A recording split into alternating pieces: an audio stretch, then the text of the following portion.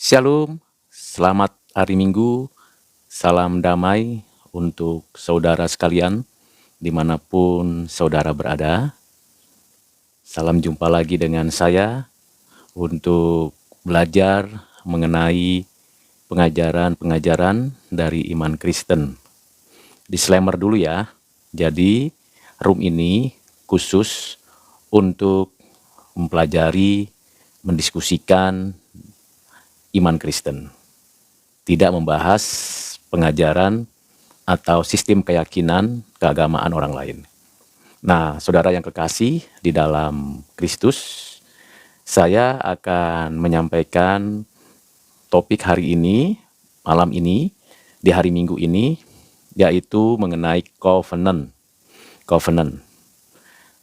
Apa itu covenant? Apa perbedaannya dengan perjanjian? Di dalam Alkitab ada banyak janji Tuhan kepada manusia. Dan itu disampaikan Tuhan baik kepada pribadi maupun kepada satu kelompok atau komunitas. Tetapi covenant itu berbeda. Covenant itu datangnya dari Tuhan dan perjanjian lama. Kita mulai dari sana. Ada paling tidak kita tahu dan kita mengerti ada 5 covenant dari perjanjian lama. Yang pertama adalah covenant kerja. Yang kedua adalah covenant alamiah atau covenant natural. Yang ketiga adalah covenant hidup kekal atau covenant untuk orang pilihan. Yang keempat adalah covenant hukum. Dan yang kelima adalah covenant kerajaan. Di dalam perjanjian baru, hanya ada satu covenant, yaitu covenant di dalam dan melalui Yesus Kristus. Kelima covenant dalam perjanjian lama digenapkan secara sempurna di dalam puncak finalitas covenant, yaitu covenant hidup kekal di dalam dan melalui Yesus Kristus. Nah, kalau kita membaca dan mempelajari Alkitab, kita mulai dari penjelasan covenant kerja. Covenant kerja di dalam kitab Kejadian, pasal yang kedua, ayat 15-17. Demikian firman Tuhan. Tuhan Allah mengambil manusia itu dan menempatkannya dalam Taman Eden untuk mengusahakan dan memelihara taman itu. Lalu Tuhan Allah memberi perintah ini kepada manusia, semua pohon dalam taman ini boleh kau makan buahnya dengan bebas, tetapi pohon pengetahuan yang baik dan yang jahat, janganlah kau makan buahnya. Sebab pada hari engkau memakannya, pastilah engkau mati. Ini covenant kerja. Dan mesti diketahui bahwa dalam covenant kerja ini berlaku untuk manusia sepanjang ada dan hidup di bumi ini. Untuk keturunan Adam, untuk saudara dan saya. Yaitu menjaga, memelihara, memanfaatkan bumi dan segala isinya, supaya tetap ada dengan baik keadaannya. Nah, itu berbicara tentang covenant kerja. Jadi setiap manusia diberikan satu covenant kerja. Dan kerja itu adalah ibadah. Ibadah.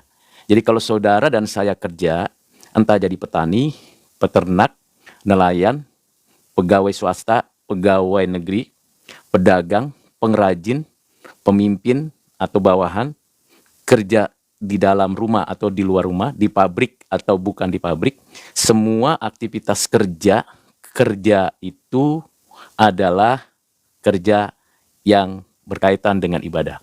Jadi ibadah itu kerja itu ibadah.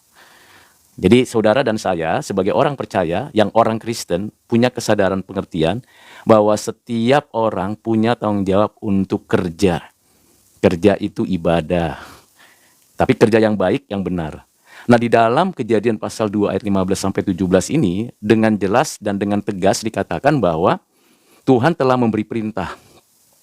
Jadi dalam bekerja ada pengaturannya. Pengaturannya, hal yang paling penting adalah waktu Adam dan Hawa di Taman Eden, diberi perintah mengelola bumi, memelihara bumi, tetapi jangan makan buah pohon pengetahuan yang baik dan jahat yang ada di tengah taman itu. Di tengah Taman Eden itu ada 2 pohon, yang satu pohon kehidupan, yang satu pohon pengetahuan yang baik dan yang jahat. Nah, pohon pengetahuan yang baik dan jahat jangan dimakan buahnya. Karena kalau dimakan, kita memberontak kepada Tuhan, tidak taat aturan, dan hukuman Tuhan adalah kematian. Yaitu tidak mati dalam pengertian langsung mendadak mati, tapi terputusnya hubungan. Nah, ini bicara covenant kerja. Apakah covenant kerja itu dibatalkan atau dihapuskan setelah manusia jatuh dalam dosa? Jawabannya tidak. Itu sebabnya saudara dan saya yang memiliki kemampuan berpikir, kekuatan fisik, dan juga hal yang lain yang Tuhan berikan, kita kerja. Ada yang kerja di dalam dunia digital, ada yang kerja di dalam dunia praktis, dan sebagainya. Jadi, saudara dan saya adalah orang-orang yang mengikuti perintah Tuhan bekerja. Hanya arahnya, kemudian strukturnya, kemudian isinya adalah harus benar, harus sesuai dengan kehendak Tuhan Allah. Nah, ini adalah covenant yang disebut covenant kerja. Setelah manusia jatuh dalam dosa dan manusia bertambah jahat seperti yang tertulis di dalam Kejadian pasal 6, lalu Tuhan mengendaki manusia dihukum karena kejahatannya. Tuhan menjatuhkan hukuman dengan air bah dari pasal 7 ya, pasal 8. Kemudian untuk keberlanjutan dari kehidupan manusia setelah Adam dan keturunannya dihukum Tuhan dengan air bah, ada yang meninggal sebelum air bah, tetapi juga ada yang masih hidup pada zaman air bah. Ada satu orang namanya Nuh, diberikan kasih karunia kepada Nuh dan istrinya dan 3 anaknya. Sem dan pasangannya, Ham dengan pasangannya, Yafet dengan pasangannya.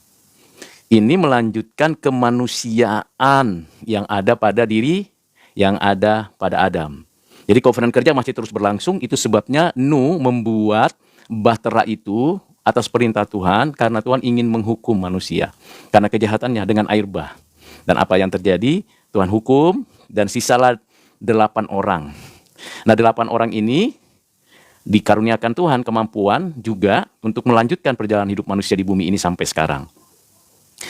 Dan yang paling penting adalah saya membahas tentang covenant yang kedua. Di dalam Kejadian pasal 9, di dalam pasal 9, di ayat yang ke-11 dikatakan, "Maka kuadakan perjanjianku dengan kamu bahwa sejak ini tidak ada yang hidup yang akan dilenyapkan oleh air bah lagi, dan tidak akan ada lagi air bah untuk memusnahkan bumi." Jadi kalau kita perhatikan, memang ada banjir badang, banjir yang luar biasa di beberapa tempat. Itu umumnya karena pengelolaan dan penataan lingkungan yang kurang tepat. Ya, jadi kalau kita melihat di dalam Kejadian pasal 9 di sini Tuhan mengadakan perjanjian dengan Nuh, manusia, semua ciptaannya, bahwa bumi ini dipeliharanya, dijaganya sedemikian rupa sehingga bumi ini dipelihara dengan baik. Nah, itu adalah covenant alamiah. Ada tandanya di langit. Nah, kalau kita bisa memberi persepsi, itu namanya ada yang disebut dengan pelangi. Jadi saudara dan saya bisa menyaksikan bahwa memang Tuhan memelihara bumi ini dengan segala isinya. Sekalipun manusia sudah berdosa, sekalipun saya dan saudara berdosa kepada Tuhan Allah, bahkan berdosa kepada sesama, melukai sesama, tetapi Tuhan Allah, Elohim, Yahweh, Adonai, di dalam perjanjian lama, Bapa, Anak, Roh Kudus yang dinyatakan di dalam Alkitab, itu tetap memelihara. Berdasarkan apa? Berdasarkan covenant. Jadi covenant datangnya dari Tuhan. Ini covenant yang disebut dengan covenant alamiah. Jadi Allah menyatakan janjinya kepada Adam, kepada ciptaannya di bumi ini. Itu yang kedua.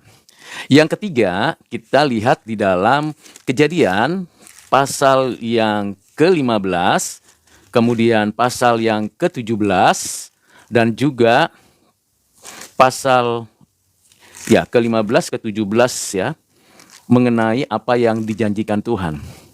Jadi covenant ini disebut dengan covenant umat pilihan, covenant perjanjian hidup kekal.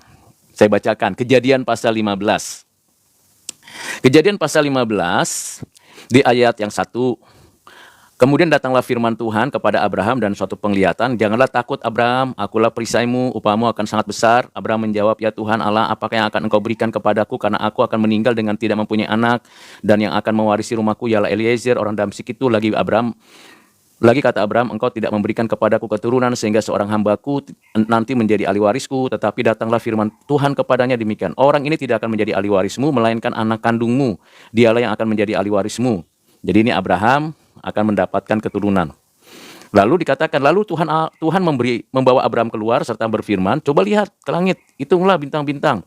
Jika engkau dapat menghitungnya, maka firman-Nya kepadanya, demikianlah banyaknya nanti keturunanmu."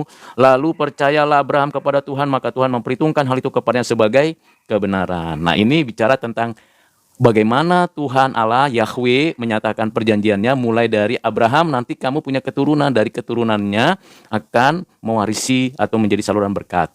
Lalu demikian lagi di ayat pasal 15, ayat 17 sampai 18, 19.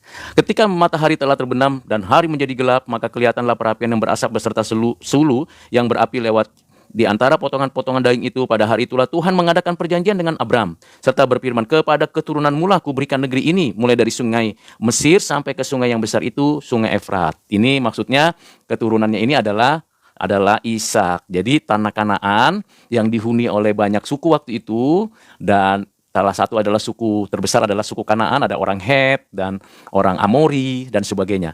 Nah, itu nanti menurut firman berdasarkan covenant Tuhan kepada Abraham, keturunannya Abraham yang bernama Ishak.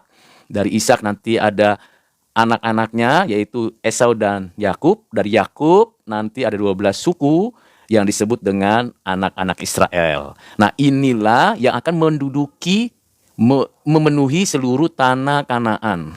Jadi Abraham dari Ur Kasdim, dia memang dipanggil Tuhan dari Ur Kasdim, pergi ke Haran, orang tuanya bernama Tera meninggal di sana, lalu Lot ikut dibawa ke tanah Kanaan, dan di sana ikut juga Lot, tapi Lot akhirnya berpisah dengan dia karena ingin mandiri. Lalu kemudian Abraham diberikan satu janji Tuhan bahwa keturunannya dari keturunanmu, anak kandungmu. Tetapi salah mengerti, yaitu Sarah. Akhirnya dikasih Hagar. Hagar itu budak. Budak ini bisa melahirkan, ya memang dihampiri oleh Abram karena perintah oleh Sarah. Ini berdasarkan pada sebuah ketentuan budaya waktu itu. Tetapi Hagar bukan istri, tapi budak yang mendapatkan anak, dan anaknya bernama Ismail. Tapi anak darah dagingnya Abraham, maka Ismail juga mendapatkan berkat. Dikatakan di ayat yang ke-12, "Seorang laki-laki yang lakunya seperti keledai liar, demikianlah nanti anak itu, tangannya akan melawan tiap-tiap orang, dan tangan tiap-tiap orang akan melawan dia, dan di tempat kediamannya ia akan menentang semua saudaranya." Kemudian Agar menamakan Tuhan yang telah berfirman kepadanya itu dengan sebutan, "Engkaulah El Roi," sebab katanya, "Bukankah di sini kulihat dia yang telah melihat aku." Sebab itu sumur itu tadi disebut orang sumur Laharoi. Nah, ayat 15, lalu Agar melahirkan seorang anak laki-laki bagi Abram, dan Abram menamai anak yang dilahirkan Agar itu Ismail. Tapi Ismail bukan anak dari istrinya Sarah. Yang dapat covenant itu adalah Abraham, dan Abraham mendapatkan anak dari Sarah istrinya. Sarah itu istri dari Ur Kasdim, istri yang sah, bukan budak. Sarah itu istrinya. Dan di sini dikatakan di pasal 17 kitab Kejadian. Dikatakan di ayat yang berikutnya, pasal 17. "Ketika Abraham berumur 99 tahun, maka Tuhan menampakkan diri kepada Abraham dan berfirman kepadanya, 'Akulah Allah yang Maha Kuasa, hiduplah di hadapanku dengan tidak bercela. Aku akan mengadakan perjanjian antara aku dan engkau, dan aku akan membuat engkau sangat banyak.' Lalu sujudlah Abraham, dan Allah berfirman kepadanya, 'Dari pihakku inilah perjanjianku dengan engkau akan menjadi bapa sejumlah besar bangsa, karena itu namamu bukan lagi Abraham, melainkan Abraham.'" Apa bedanya nama Abram dengan Abraham? Kalau Abram itu bapak bangsa, jadi bangsanya dia atau komunitas etnisnya dia. Tapi Abraham bapak segala bangsa. Lalu, "Aku akan membuat engkau beranak cucu sangat banyak, ya. Engkau akan kubuat menjadi bangsa-bangsa, dan daripadamu akan berasal raja-raja." Jadi sudah ada satu janji bahwa Israel nanti keturunannya akan menjadi sebuah kerajaan. Lalu perjanjian yang kekal, katanya, "Aku akan mengadakan perjanjian antara aku dan engkau serta keturunanmu turun-temurun menjadi perjanjian yang kekal, supaya aku menjadi Allahmu dan Allah keturunanmu. Aku menjadi Allahmu, dan keturunanmu, Allahmu, aku akan menjadi, supaya aku menjadi Allahmu dan Allah keturunanmu. Jadi ini adalah warisan, legacy yang dinyatakan Tuhan, bahwa Tuhan Allah menyatakan dirinya, dia adalah Allahnya, dan orang-orang Israel adalah umatnya. Elohim itu Allahnya orang Israel, Yahweh Elohim. Dan tentu menjadi keyakinan orang Kristen bahwa kita juga adalah Israel rohani di dalam Kristus. Lagi firman Allah kepada Abraham, dari pihakmu engkau harus memegang perjanjianku, engkau akan keturunanmu turun-temurun, inilah perjanjianku yang harus kamu pegang, perjanjian antara aku dan kamu serta keturunanmu, yaitu setiap laki-laki di antara kamu harus disunat. Disunat, apa itu? Haruslah dikerat kulit katanmu, dan itulah akan menjadi tanda perjanjian. Jadi tanda perjanjiannya disunat. Sunat itu bukan potong semua, kulit katan dipotong. Itu tanda. Apakah sebelumnya sudah ada sunat? Sudah. Secara arkeologi dan historis memang sunat sudah pernah ada dan ada di dalam konteks Asia Timur kuno. Tetapi ini spesial, sunatnya berkaitan dengan janji. Dan sunatnya spesial hanya untuk laki-laki, dan laki-lakinya harusnya usianya 8 hari. Jadi misalnya, saya orang Israel, saya punya anak laki-laki. Maka anak laki-laki saya, waktu dilahirkan istri saya, maka waktu usia 8 hari langsung disunat. Nah, ini adalah pernyataan perjanjian Tuhan kepada Abraham, dari Tuhan kepada Abraham dan keturunannya. Tandanya sunat. Nah, bagi saudara yang masih melakukan itu silakan. Tapi ingat ya, 8 hari setelah Anda dilahirkan. Bukan setelah lewat dari 8 hari. Nggak laku kalau lewat 8 hari. Ya, itu janjinya. Namun kalau kita lihat, apakah Abraham disunat juga? Iya, pada usianya, ya tentu sudah dikatakan usianya 99 tahun. Jadi memang ini perintah untuk keturunan berikutnya. Karena apa? Coba kita lihat ya. Anak yang berumur 8 hari haruslah disunat, yakni setiap laki-laki di antara kamu turun-temurun, baik yang lahir di rumahmu maupun yang dibeli dengan uang dari salah seorang asing, tetapi yang termasuk keturunanmu. Orang yang lahir di rumahmu dan orang yang engkau beli dengan uang harus disunat, maka dalam daging mula perjanjianku itu menjadi perjanjian kekal. Jadi ini bicara soal tanda perjanjian. Isi perjanjiannya adalah diberkati, mendapatkan berkat, menjadi saluran berkat. Dan orang yang tidak disunat, yakni laki-laki yang tidak dikerat kulit katanya, maka orang itu harus dilenyapkan dari antara orang-orang sebangsanya. Ia telah mengingkari perjanjianku. Ini memang berlaku dalam covenant-nya, tapi tandanya hanya untuk orang keturunan Abraham. Jadi nggak semua bangsa, nggak semua seperti saya, mungkin saudara-saudara yang lain yang Kristen, ada yang disunat dan juga ada yang tidak disunat. Karena memang kita bukan orang Israel, kita bukan orang Yahudi. Tapi kalau Anda mau disunat, tidak ada kaitannya dengan janji ini. Janji ini janji kekal untuk itu, tetapi juga sekaligus janjinya yang penting, yaitu kita menjadi saluran berkat dan diberkati dan mendapatkan berkat dan menjadi saluran berkat bagi orang lain.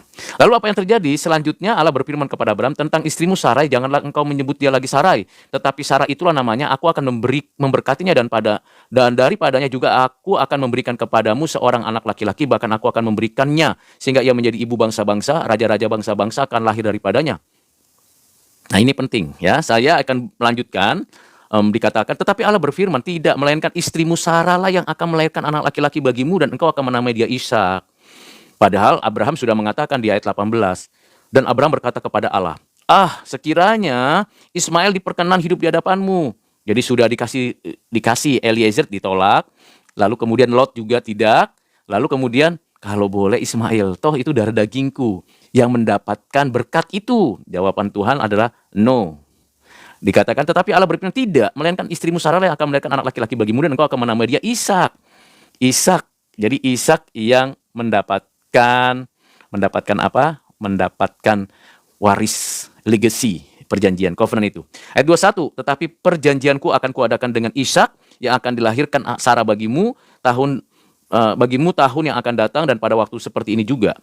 Puji Tuhan. Ini adalah covenant yang ketiga, covenant perjanjian hidup yang diberkati, hidup mendapatkan keturunan, mendapatkan tanah waris. Jadi ada 2, keturunan dan tanah waris. Dan tentunya ini merujuk kepada kehidupan yang kekal di dalam Tuhan, karena ada satu pernyataan Tuhan bahwa dikatakan di dalam bagian ini, khususnya pasal 17, perjanjian yang kekal supaya aku menjadi Allahmu dan Allah keturunanmu.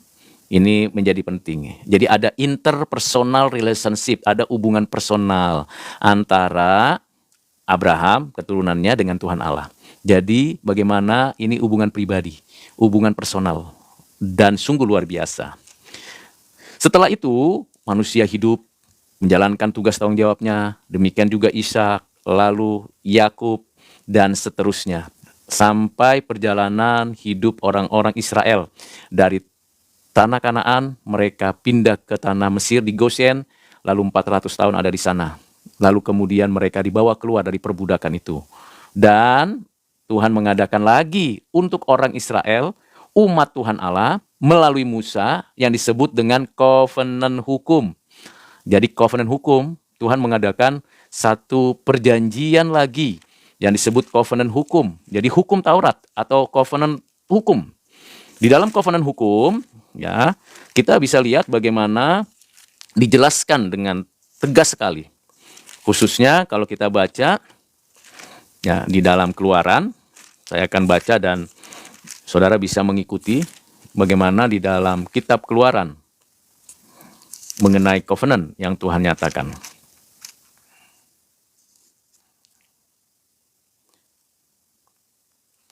Di dalam Keluaran pasal yang ke-32, ya sebelum pasal 32 sudah ada covenant yang Tuhan nyatakan.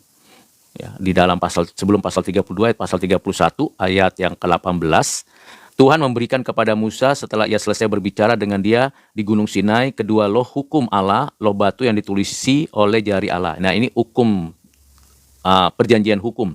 Dan di dalam perjanjian itu ternyata pasal 32 orang Israel malah melakukan kejahatan, 3.000 orang dihukum Tuhan dan mengalami kematian. Kemudian di pasal yang ke-33 Tuhan menyatakan apa yang sekali lagi diminta untuk dilakukan, yaitu Tauratnya, hukumnya. Aku memberikan hukumnya. Nah, kalau kita lihat di dalam Keluaran pasal 34 ayat yang ke-27. Pasal 34 ayat 27. Berfirmanlah Tuhan kepada Musa, tuliskanlah segala firman ini, sebab berdasarkan firman ini telah kuadakan perjanjian dengan engkau dan dengan Israel.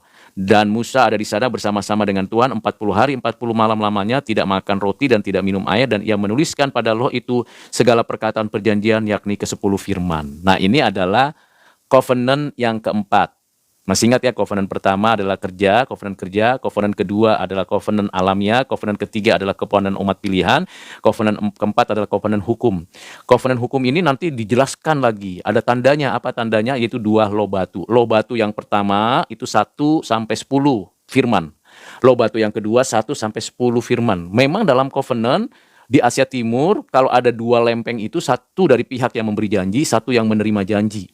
Jadi 2 loh batu itu isinya sama, duplikat antara yang pertama dan yang kedua. Isinya sama, itu namanya covenant hukum. Tandanya 2 loh batu itu, yang nantinya ditaruh di dalam tabut perjanjian bersama dengan tongkat Musa dan juga roti mana. Nah, itu nanti dibicarakan di berikutnya. Tetapi di dalam covenant itu, covenant hukum ini, nah ini saya sudah jelaskan pada live sebelumnya. Hukum yang dimaksud di dalam penulisan ini ada 3.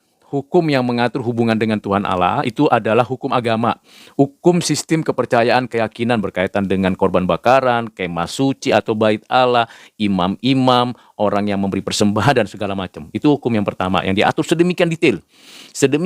Yang kedua adalah hukum yang berkaitan dengan pengaturan hidup sosial budaya dalam hubungannya dengan sesama, dengan alam, dengan bumi, dan dengan masyarakat di luar, dan sebagainya. Yang ketiga, hukum yang mengatur secara moral. Nah, ini penting. Jadi hukum yang dimaksud, yang diberikan Tuhan itu memiliki 3 bagian yang penting untuk diketahui. Nah, ini adalah covenant yang keempat. Nah, bagaimana dengan covenant yang kelima? Setelah orang Israel itu kembali ke tanah perjanjian, lalu menduduki tanah Kanaan di bawah pimpinan Yosua, tetapi tidak seluruhnya, lalu tetap berperang di zaman hakim-hakim selama 410 tahun, lalu mulailah di zaman 1 Samuel, 2 Samuel, sampai akhirnya di zaman raja-raja. Nah, kalau di zaman raja-raja, kita tahu ada Raja Saul yang dipilih rakyat, diizinkan Tuhan memimpin, walaupun dia bukan dari suku Yehuda, tapi dari suku Binyamin dia memimpin, namun gagal. Lalu ada yang ditentukan Tuhan dari suku Yehuda, yaitu anak dari yang namanya, yang disebut dengan anak yang bernama Isai lalu Daud jadi raja. Dan Raja Daud, lalu Raja Salomo, lalu kemudian menjadi pecah menjadi utara dan selatan. Nah, di dalam perjanjian dengan Daud, itu ada yang dijanjikan Tuhan dengan kerajaan Israel. Dua Samuel pasal yang ke-7. 2 Samuel pasal yang ke-7. Tuhan mengaruniakan keamanan kepadanya, kepada Daud, terhadap semua musuhnya di sekelilingnya. Jadi kerajaan Israel gilang-gemilangnya pada masa kerajaan Israel dipimpin oleh Raja Daud. Lalu di pasal 2 ayat 15 dan 16 demikian firman Tuhan. Tetapi kasih setiaku tidak akan hilang daripadanya, seperti yang kuhilangkan daripada Saul yang telah kujauhkan dari hadapanmu. Keluarga dan kerajaanmu akan kokoh untuk selama-lamanya. Di hadapanku takhtamu akan kokoh untuk selama-lamanya. Jadi ini adalah covenant yang kelima. Jadi sudah ada 5 covenant. Saya ulangi, di dalam perjanjian lama ada covenant kerja, ada covenant alamiah, ada covenant umat pilihan, ada covenant hukum, dan ada covenant yang disebut dengan covenant apa? Covenant kerajaan. Nah, dalam seluruhnya ini memang luar biasa ya. Covenant ini ya, luar biasa diberikan, dan kita bersyukur kepada Tuhan Allah karena kita belajar dari covenant kerja. Kita diajarkan Tuhan untuk bagaimana kita bekerja keras, bagaimana kita memelihara bumi. Di dalam covenant alamiah kita diajarkan oleh Tuhan untuk memperhatikan pemeliharaan Tuhan atas bumi ini. Sekalipun kita pernah merusak alam, merusak bumi, bahkan kita malas bekerja, bahkan kita melakukan hal yang buruk, Tuhan tetap masih ada pemeliharaan. Yang ketiga, ada yang namanya covenant umat pilihan. Ini hanya untuk orang-orang pilihan. Kalau Tuhan tidak memilih Eliezer, Tuhan tidak memilih Ismail, tapi memilih Ishak, itu berarti ada pilihan Tuhan, haknya Tuhan. Tuhan tidak memilih Esau, tapi memilih Yakub. Itu haknya Tuhan. Jadi kalau saudara dan saya menjadi orang pilihan, pasti bergegas untuk hidup menjadi berkat dan saluran berkat bagi orang lain. Nah, bersyukur ada banyak media sosial yang digunakan dalam pengertian teknologi sekarang ya. Di dalam dunia teknologi digital sekarang beragam penggunaan media sosial. Ada yang untuk jualan, ada yang cuma untuk ngobrol-ngobrol biasa, ada yang untuk cerita-cerita. Tapi yang pasti bagi saya sebagai orang Kristen adalah untuk memberikan pengertian, pengetahuan, kebenaran tentang apa yang diajarkan dalam Alkitab. Dan bagaimana kita merespon dengan baik. Nah, kemudian ada covenant hukum, lalu kemudian ada covenant kerajaan. Nah, ini satu kesatuan. Apakah orang Israel dan saudara dan saya dapat memenuhi itu semua? Jawabannya tidak. Seringkali gagal, kita malas kerja, tidak produktif, tidak kreatif, tidak inovatif. Kita juga seringkali gagal menjadi saluran berkat bagi orang lain. Yang lebih senang kita itu jelek-jelekin orang, ya kan, mencibir orang, meremehkan orang lain dan sebagainya. Ada begitu.